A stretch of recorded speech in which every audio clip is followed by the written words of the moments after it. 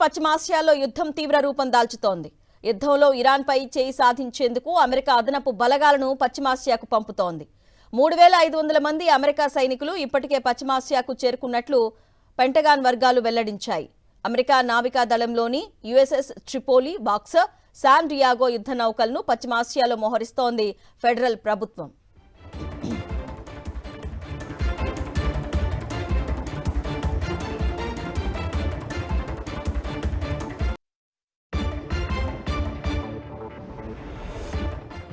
ఖర్గ్ island, హర్ముద్ జలసంధితో పాటు పశ్చిమాసియాలోని America ఎంబసీల రక్షణ లక్ష్యంగా సైనికులను మోహరింపు జరుగుతోంది.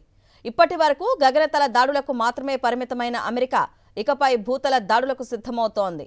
మరో వారంలో మరిన్ని అమెరికా దళాలు పశ్చిమాసియాకు చేరుకుంటాయని తెలుస్తోంది.